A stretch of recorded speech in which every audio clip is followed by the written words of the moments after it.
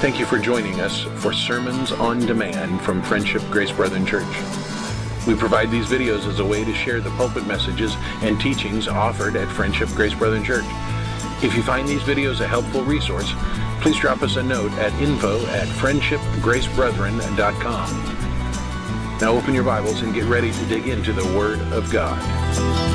Okay, any questions this evening before we get started? I have two questions that I've been given that we're going to work through before we get to Ezekiel. So we might not get to Ezekiel tonight.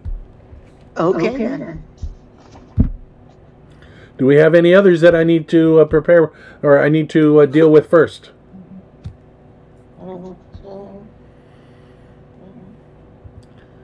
Okay, then the first question I have comes to us from Sybil. Whoops, wrong page. There we go. Did Abraham sin by taking Lot with him to Canaan? Did Abraham sin by taking Lot with him to Canaan? Now here's some of the facts that we know. Terah fathered Abram, Nahor, and Haran. Haran fathered Lot. The youngest brother of Abram is Lot's dad. Haran died in Ur of the Chaldees. Abram took Sarai, his wife, but she was barren.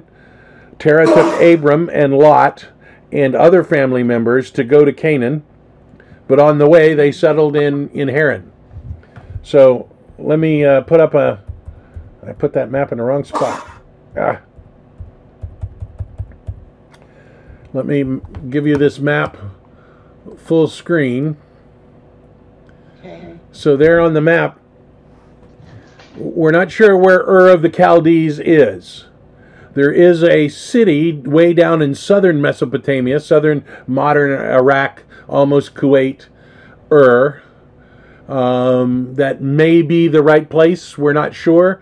I would probably lean to the northern section of Mesopotamia near the mountains as being Ur rather than the city down way down south. Doesn't look like anybody of Abraham's style and class was ever in that region. I think that's the least likely. Most likely is that it's northern Iraq up by the mountains, and for whatever reason, Terah decides he's going to take the family to Canaan. And they begin the march.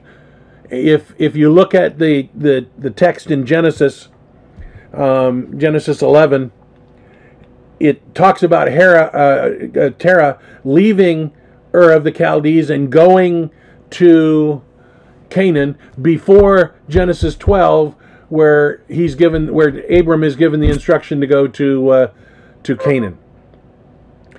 I don't necessarily think that Genesis needs to be recorded in order. In other words, Terah may have been taking the family because Abraham got the direction, but Terah is the one that decided they would stay in Haran, where he eventually died, and so it was Abram that went on. Let's go back to the text and let me read it for you. Now, these are the generations of Terah. Terah fathered Abram, Nahor, and Haran. Haran fathered Lot. Haran died in the presence of his father Terah in the land of his kindred in Ur of the Chaldeans. And Abraham and Nahor took wives. The name of Abraham's wife was Sarai, and the name of Nahor's wife was Milcah, the daughter of Haran, the father of Milcah and Iscah. Now Sarai was barren; she had no child. Then Terah took Abram his son, and Lot the son of Haran his grandson, and Sarai his daughter-in-law, his son Abram's wife, and they went forth together from Ur of the Chaldeans to go into the land of Canaan. But when they came to Haran, they settled there. So there's the historical background. Now we go into the days of Terah were 205, and Terah died in Haran. Now we go into chapter 12. Now the Lord said to Abram, "Go from your country and from your kindred and your father's house to the land that I will show you. And I will make you a great nation, and I will bless you and make your name great, so that you will be a blessing. I will bless those who bless you, and him who dishonors you I will curse, and in your families of the earth, and in you the families of the earth will be blessed.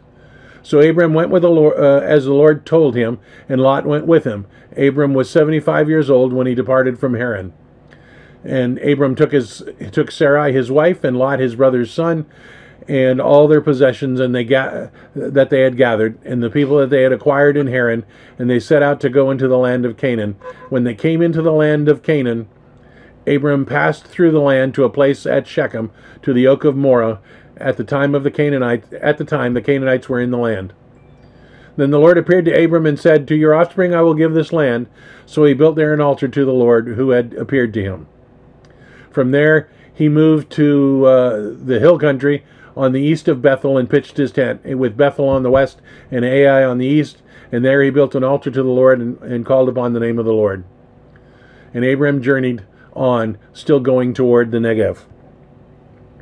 Okay, so the question is, did Abraham sin by taking Lot? If you go back to verse 1 of chapter 12, go from your country and from your kindred and your father's house to the land that I will show you. So that's an excellent question. It's paying attention to the details of the text. God said, leave your family, leave your homeland, and go into Canaan. So the question is, did Abram sin by taking Lot with him?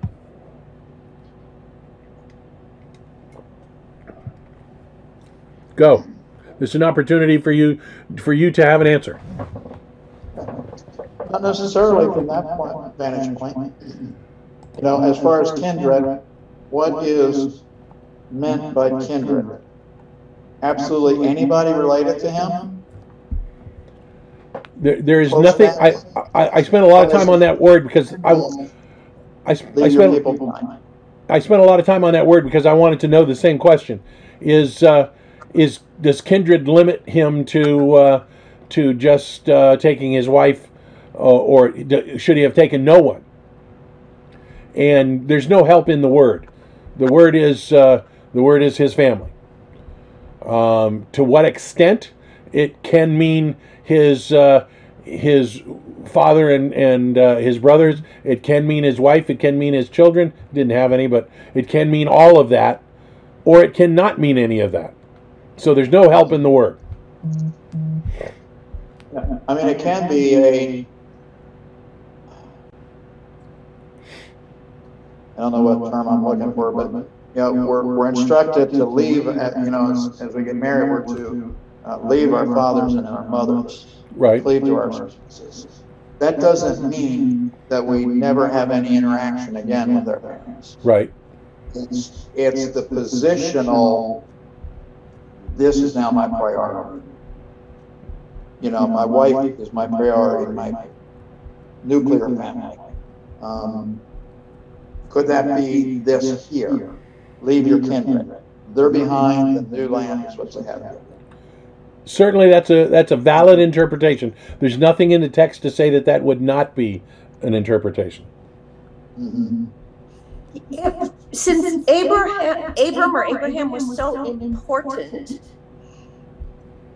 if God had not wanted Lot to come with him, would he not have said so? Because he talked with Abram several times about things.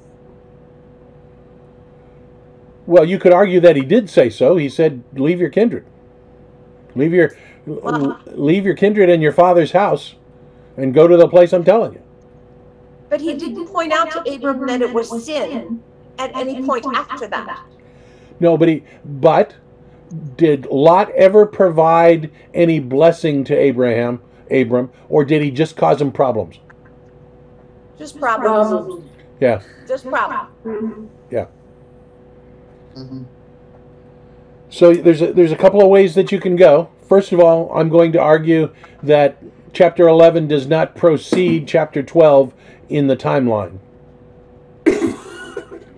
We always think of in our mindset that a story is told from the beginning to the end. That is not necessarily the ancient Near East way of telling a story. So we don't need to, we can't assume, sorry, there'll be more of those. We can't assume that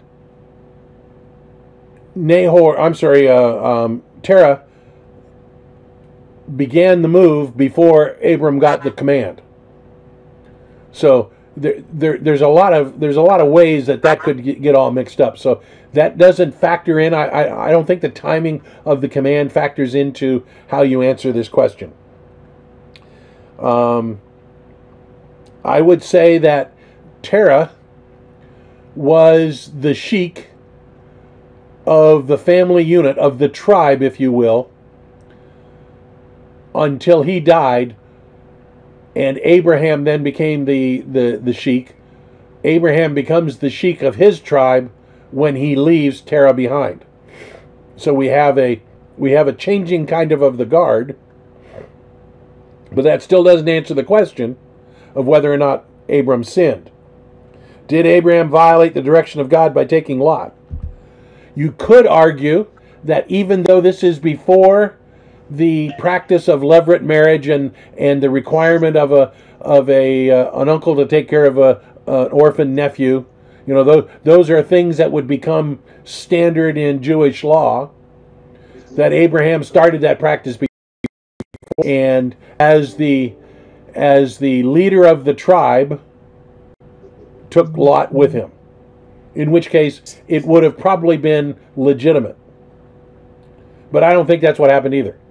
You can make that argument, but I don't think that's what happened. I think, yes, he did sin by doing it, because Lot never provided him any kind of blessing.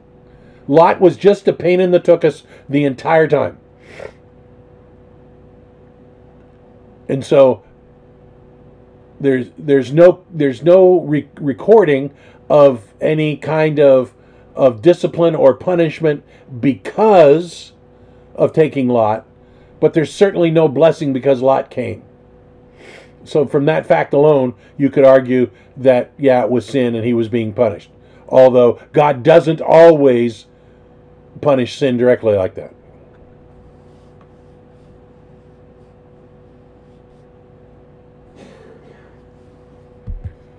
Any questions, comments?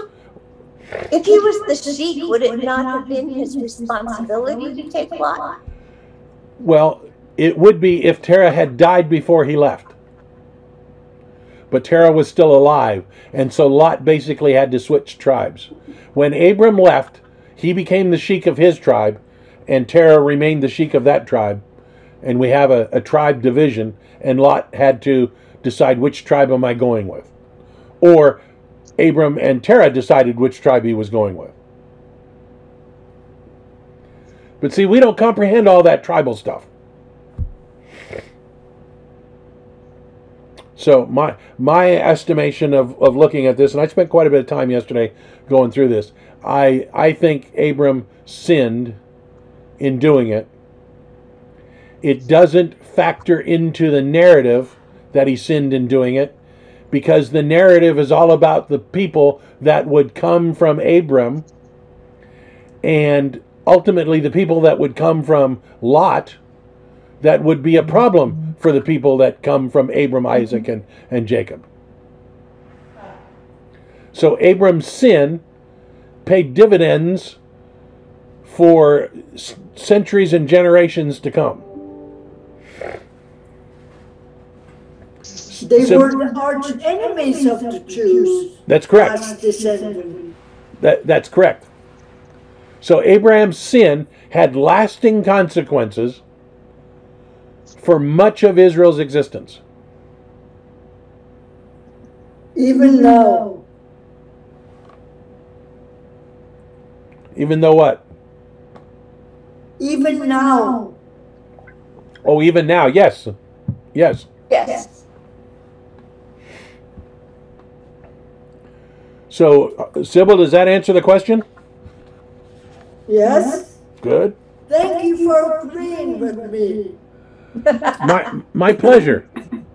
That's exactly where she went in Bible study the other day. So. Well, that's good. Yep. That's good. Okay, now here's our second question. This question comes to us from Mary. Questions concerning Jesus after the resurrection. I made a comment, and most of you have heard this comment before, that there's a reason I believe Mary was not allowed to hug on to Jesus at the resurrection. Mary apparently had never heard me say that, and so she hasn't heard my whole theological position on this. So this I've been researching this for a while when I have time. Where was Jesus and what was Jesus doing from Sunday morning, Easter Sunday morning, until 40 days later when he ascended from the Mount of Olives? So we know that there are at least 9, probably more, appearances within the first 2 days. Stop, please, Yes, just yes. a moment. Yes? My question is, why did Jesus have to make it right with his Father? We'll get to that. Okay. It's all just part so of it. that- Yep. Okay. We know of probably 9, maybe more, probably more, appearances of Jesus in the first 2 days after on the day of resurrection and the next day. There are all sorts of appearances. The first appearance was with Mary in the garden after the resurrection. When she realized it was Jesus, she fell at his feet and she hugged onto his feet, hugged tightly. And the grammar of Jesus' command to Mary was, stop clinging to me. It wasn't don't touch me, it was stop clinging to me. He then goes on to say, for I have yet to be to my Father. I have yet to go to my Father. So stop holding on to me, stop holding me back. This is the first appearance after the resurrection. And I believe Jesus was saying, stop hanging on to me. I haven't yet been to my Father, for a reason.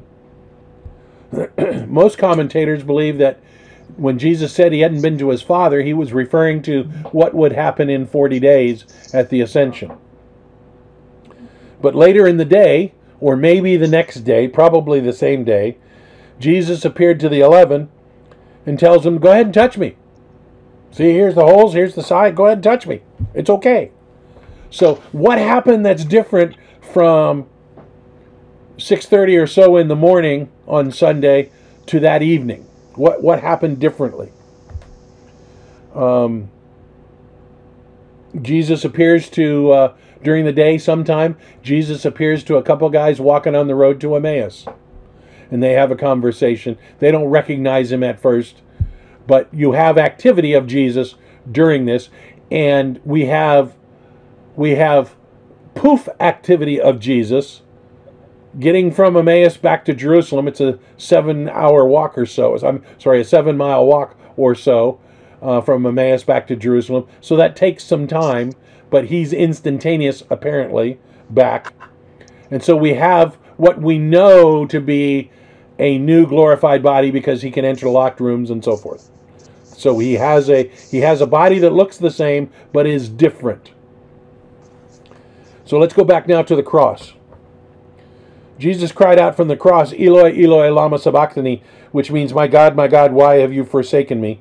We know that is a quote from a psalm, from a messianic psalm. We know that Jesus became sin for us. Paul says that in 2 Corinthians 5:21. We also know that the triunity of the Trinity, that's not redundant, the triunity of the Trinity can't be fractured, can't be broken. But it can be harmed, it can be clouded, it can be obscured. Think think of a biological son or daughter, can never not be a biological son or daughter of their biological parents. I mean, you can declare whatever gender you want nowadays, but you can't make it such that you're not biologically the son or daughter of your parents. You can make it legally that you're not their son or daughter, but you can't make it biological. You can't change the biology. The same is true for the triunity. Jesus could never not be God. He could never be out of the Trinity. But that relationship could be such that from a legal standpoint, God could say, because as Jesus became sin for us, as he's dying on the cross, he cries out in agony, which I believe is not necessarily agony of physical pain, but of spiritual pain. My God, why have you forsaken me? He's feeling the weight of sin. He's feeling the torture of not being in a good relationship with his Father, which he has had a perfect relationship with his Father for eternity. And so he goes to the cross knowing that will happen. That's why in the Garden of Gethsemane the night before he sweat drops of blood. Not because he was going to be nailed to a cross, the worst physical kind of punishment you can endure, but because he was going to endure the worst kind of spiritual punishment you can ever imagine. And so he says, Eloi, Eloi, lama sabachthani, my God, why have you forsaken me? And he became sin for us and died. So now where does he go? Jesus tells the account, and I'm not going to use parable because I don't think it's a parable, talks about Abraham's bosom. And in Abraham's bosom, in the story that he tells, you have two sides, a place of paradise and a place of torture. And I believe he goes to Abraham's bosom, which is the dwelling place of the dead in the Old Testament economy. Not heaven. They don't go to heaven. At least not yet. And he spends Friday night, Saturday night, until Sunday morning there in Abraham's bosom. I can't yet determine on which side of Abraham's bosom he's on. My gut wants to answer that he's on the side of torture, not on the side of paradise. Because he was being punished for our sin, and being in the side of paradise would not be that punishment. I think it is more than just physical death that's at view in paying the price for us. But he said it is finished. Why would he have to be tortured more if he said it was finished? Well, I think it is finished is the lead up to what happens. Remember, he is timeless. And so time doesn't necessarily factor into this. But it was a statement for our behalf that the satisfaction of God's justice and holiness has been met, or is in the process of being met. I'd have to go back and look at the grammar of the Greek to see if it's in the tense that allows it to be ongoing. So Jesus is, I believe, I think pretty certain, in Abraham's bosom, and I would argue probably in the side of torture for Friday night, Saturday night, Sunday morning. We read in Ephesians 4:8-10. Let me get that on the screen here for you. I had a bunch of other verses. Whoops. I had a bunch of other verses, but I guess I don't have them there. Ephesians 4:8-10. Let me get them. I thought I put them in. Ephesians 4:8-10. Therefore it says, when he ascended on high, he led a host of captives, and he gave gifts to men. In saying he ascended, what does it mean but that he also descended into the lower regions of the earth? He who descended is the one who ascended far above the heavens, that he might fill all things. And then it goes into apest. So the question, when I put he descended, I think that means he went into Abraham's bosom. What does it mean when it says that he ascended on high? He led a host of captives and he gave gifts to men. I think when he came out of Abraham's bosom on the resurrection, he was leading out of Abraham's bosom those in paradise, those Old Testament saints in paradise, taking them to heaven. So now enter the occasion where he's approached by Mary immediately after the resurrection. And she grabs a hold of him, and she's holding tight to his feet. Don't hang on to me. I have yet to be to my Father. He's got this whole host of Old Testament saints, spirits. She can't see them. What they're doing, I don't know. But he's leading them to heaven, and she's preventing him from keeping the mission. And he because he's now in this new immortal body that is fit for eternity, he can transcend time and space, and he goes in whatever dimension it is, and it returns to the Father. He brings in the Old Testament saints to heaven, and he reestablishes, reconnects, however you want to describe, he fixes his relationship with the Father. Doesn't take very long. Remember, they're not bound by time and space. And then he comes back, has his conversation on the road to Emmaus, poofs back to Jerusalem, has his conversation with the disciples. Later that night or the next day, Thomas is also involved. Hey, put your hand in here and so forth. All of that is kosher. And then we have I shouldn't use kosher in that light, but all of that is good. And he moves on, and for 40 days has interaction until he ascends publicly, finally, well, not finally, almost finally, back to heaven. And then he appears maybe a year or two later to Paul on the road to Damascus. So why did he have to establish his relationship with his Father again? Because he willingly, Philippians chapter 1, or whatever, 1:17 I think it is, where kenosis, he willingly emptied himself. He put himself in a position where he was bound by these things, sin, and God looked at him and said, I have to reject you because you now are sin. I think Paul's words in 2 Corinthians 5 are so very important, that he became sin for us. He didn't just take the penalty, he became sin. And God was punishing him, required him to descend to Abraham's bosom, and I think I probably could make a good case for the punishment, torture side of Abraham's bosom. And from there, he's resurrected, and he leads the ones from paradise, the Old Testament saints from Abraham's bosom, paradise side, he leads to heaven. And Mary was interrupting that. All part of God's plan, but from her vantage point, Jesus had to stop her from doing that because he still had a mission to carry out. Interesting that you think that he had not gone to heaven yet with the Old Testament saints when Mary stopped him.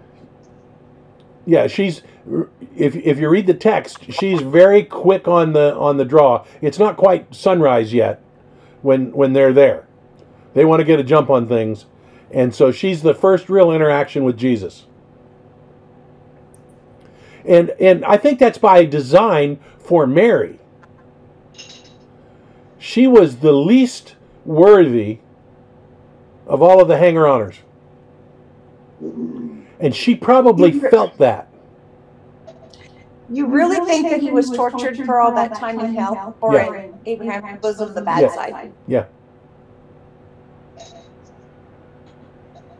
I don't think I've never heard that from anybody else, ever.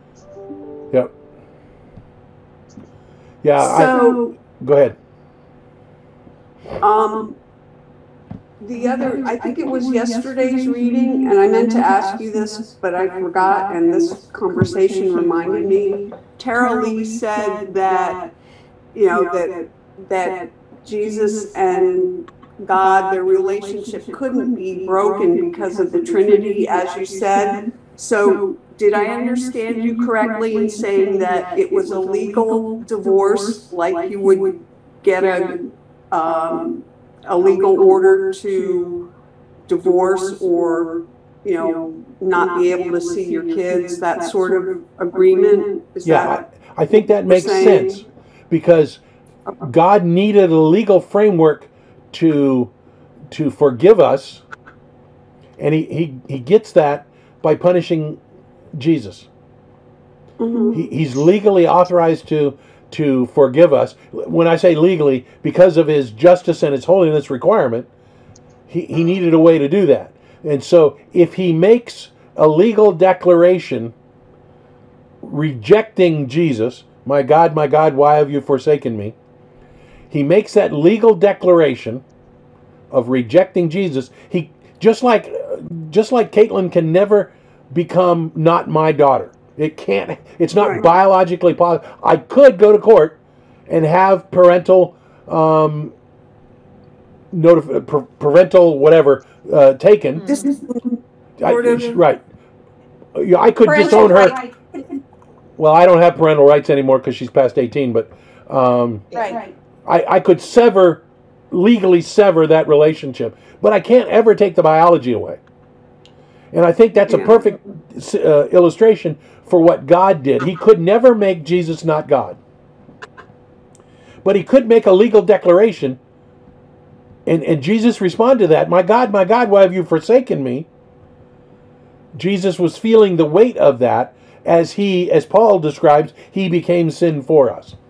And so we have a legal declaration of Jesus being sin, and that fracturing, not removing, but clouding, covering, whatever word you want to use, the relationship.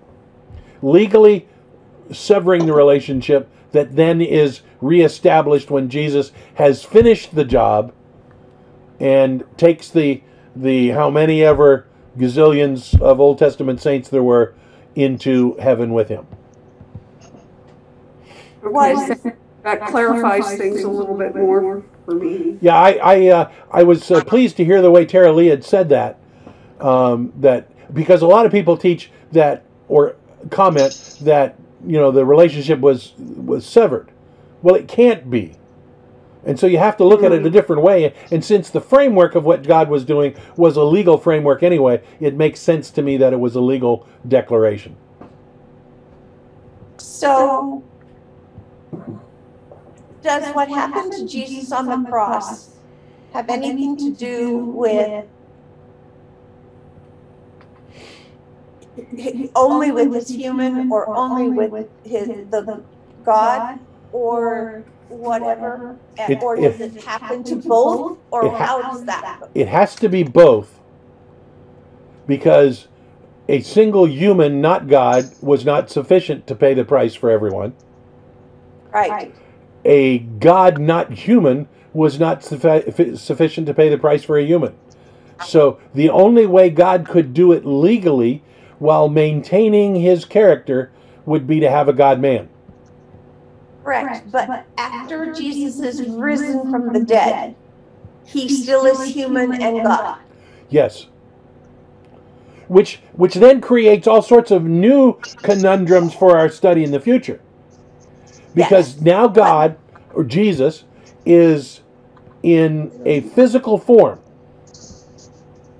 But my question then going from there was, so is it possible that it was the human that was rejected and not the God, so that the relationship was not broken? No, because that's not sufficient.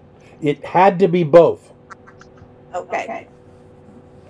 I'm trying to wrap my head around this. Sure, this I've never heard this before. Yep, I So understand. I've got to ask all these questions that probably everybody else has already thought of. I am not the originator of this.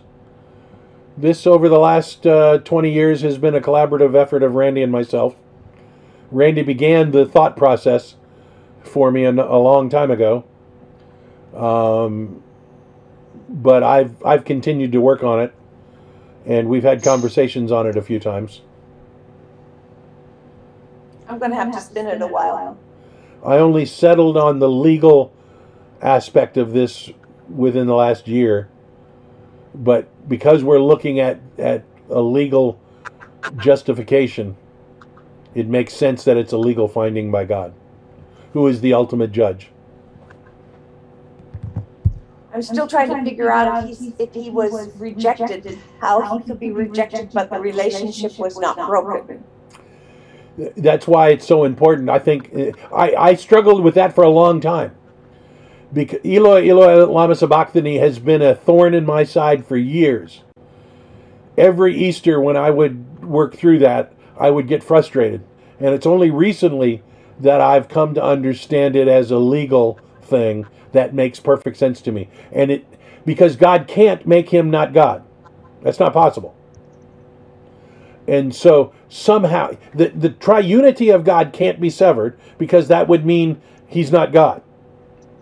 So somehow Eloi, Eloi, lama sabachthani had to be something different than what we just customarily thought. And putting it into the legal framework, which is the context of this whole discussion, makes sense to me. And and the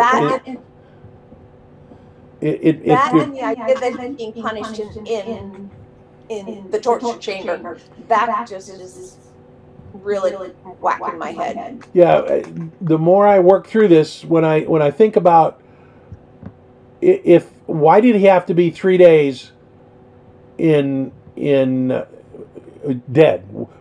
If it was just the death, then why wasn't he resurrected from the cross? Okay, he's dead. That's not the sign that that's not the sign, because Jonah was a sign or whatever. Right, because 3 days and 3 nights in the belly of the fish, so will the Son of Man be. Right, but that means that it has to be more than just the death. The sign doesn't drive it; the sign describes it. So there's a reason that the sign was there. There's a reason that he had to be 3 days in the ground, or 3 days dead. I figured it was because that way everybody would believe he was really dead. I didn't think about him being tortured. Except they didn't. Well, because of all the different excuses they made. But yeah, that's just really throwing me for a loop. Sorry. So go on. I'll work on this a while. I think that Jesus suffering the punishment of sin, more than just the death, because death, we always look at death as being just physical, but remember spiritual death as well. If somebody dies and goes to hell, there's no hope of their being redeemed anymore, and we call that spiritual death. Well, if the wages of sin is death, do we just mean physical, or is it possible that there is a spiritual component to that, and Jesus had to also suffer that? Working through Kent's book on universalism led me to see death is not just the physical, that it needs to be more. That was a very good statement. That almost makes sense. Thank you. Wow, almost made sense. I'm making progress. There's an emotional component to this that is very unpleasant. Yes. And I've said this before lots of times.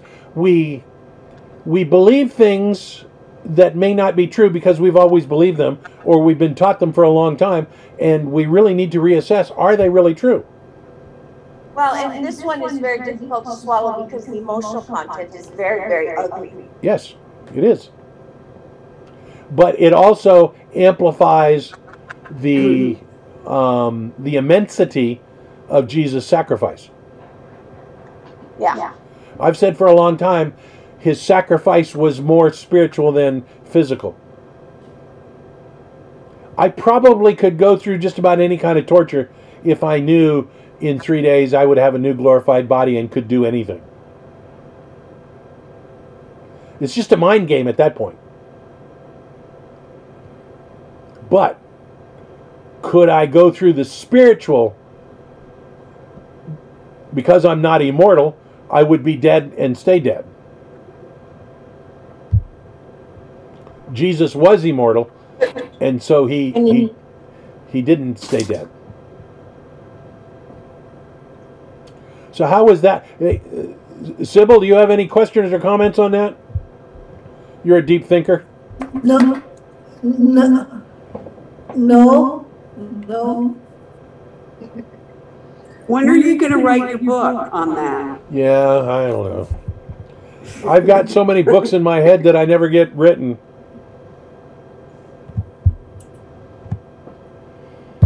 Anyway, I think Jesus paid the price for us in a far greater way than we can really comprehend.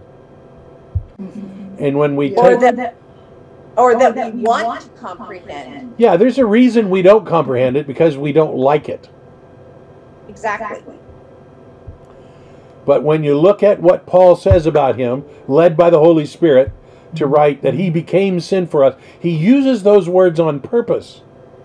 So what does that mean? When he writes in Ephesians that he descended, a lot of scholars argue that descended means that's when he came to earth as a baby. The context just doesn't allow for that. I think it means he went into what they understood as Abraham's bosom. The proper word for it then in Greek would have been Hades, different from hell, but that's the place of the dead, and that he was there for Friday night, Saturday night, Sunday morning. And the more I study it, go ahead. Also, adding to that, when he uses the references 3 days and 3 nights, as Jonah was 3 days and 3 nights in the belly of the fish, so shall the Son of Man be 3 days and 3 nights in the heart of the earth. Right. Yeah. Right. And so what does gifts to men have to do with all this? I think that's a reference to he's taking the Old Testament saints and bringing them from paradise to the abode of God.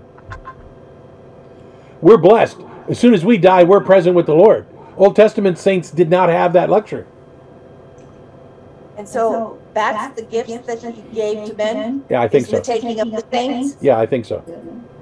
Okay. That at least is fitting in the context. Gotcha. I came across a verse today. It's Isaiah 45:7. God is creating calamity. He's causing well-being and causing calamity. It threw me for a loop. I will make well-being and create calamity. I am the Lord who does all these things. It's got the hiccups. Yep. Mm-hmm. I form light and create darkness. That's one of my favorite verses in Isaiah. I form light. What's the result of forming light? Creating darkness. Mm-hmm. You can't have darkness without light. You can't have light without darkness. Yeah.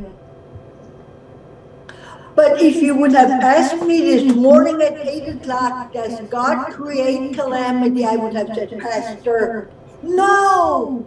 And then I come across that verse. He is absolutely sovereign, and everything that happens is in his command. And because I believe... One of my German go ahead. Friends then equated it with COVID. She said, does that mean when he creates calamity that he's responsible for COVID? And then he went back and forth with things like this. But yes. Yes. And the hurricanes and forest fires. And if we understand Colossians 1:16, 17 correctly, that he maintains, he created everything, Jesus created everything, but he also sustains everything. if we believe that's true, that's in the active tense. He's actively working on using energy to keep what we have going. And if that's true, then there's nothing that that's happening that is outside. It's not even possible for something to happen in his outside of his purview, outside of his control. If Jesus stops sustaining things, it is absolutely like this. End program. Gone. It's gone. Wouldn't be that door and that grid in the back. Yeah, the door. Thanks, Ann. You ruined my illusion. I have another question that is not like this at all.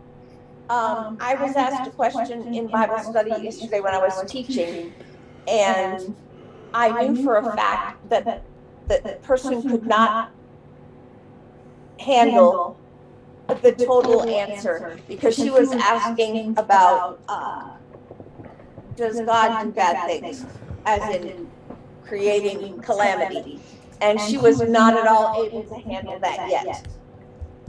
This is Hannah. Yeah, sometimes you have to answer these questions sometimes in love.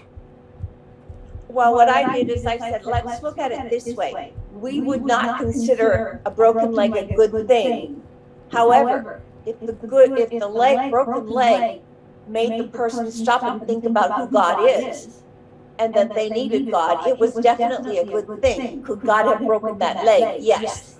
Yeah. And that's as far as I took it, because I don't think she could have handled any more. Yeah, the sovereignty of God. Is that okay to do? Yeah, the sovereignty of God and all of the ramifications of it are. That's a deep theological issue that a lot of people are not prepared to handle. But you can't ever say things like, no, it's just an accident, or it's the luck of the draw, or whatever. You can't lie about it, but you can also not pound them. Yes, God does it all. That's a very deep theological construct that it takes a while to be able to understand. So I was okay to answer it the way I did? Yes. Linda? Well, you can also add to that. Nahum chapter 1 verses 3 through 5 says, the Lord has his way in the whirlwind and in the storm, and in the clouds and in the dust of his feet. He rebukes the sea and he makes it dry. He dries up the rivers of Bashan and Carmel, withers, the flower of Lebanon wilts. The mountains quake before him and the hills melt. The earth heaves at his presence. Yes, the world and all who dwell in it. And then the next verse goes on to say, who can stand before his indignation and who can endure the fierceness of his anger? Yeah. So he does those things. Yeah, she asked me that question and I thought, oh my gosh, we're talking about the bad things that happened to her, and did God do them, or did God let that happen? And I'm going, oh my gosh, she's not ready to hear that. Right. Yes, right. That was all part of God's plan. Well, take her to Nahum chapter 1. Yeah. I mean, that would have just been the end for her at that moment. And I'm thinking, how do I answer that in a way that's truthful, but doesn't just make it so upsetting that she's never going to hear anything again? Yeah, when you're witnessing to people, you don't tell them that they don't get to make the decision. God's already made the decision. Those are theological constructs that come down the road, and so there's no problem with that. I'm so glad, because I was really worried about that. I prayed about that last night and said, if I did that wrong, God, I'm really, really sorry, because I didn't know what else to do. Okay, so we'll continue on and maybe next week get into some Ezekiel. Thank you for watching or listening to this teaching on demand from Friendship Grace Brethren Church. Please consider sending us an email at info@friendshipgracebrethren.com to let us know how this teaching may have helped you. Please also consider joining us in person at Friendship Grace Brethren Church, located at 10251 Metro Parkway, Suite 116, Fort Myers, Florida, just south of the intersection of Metro and Colonial Boulevard. Sunday school begins at 9 and worship service at 10 a.m. We look forward to seeing you in person at Friendship Grace Brethren Church.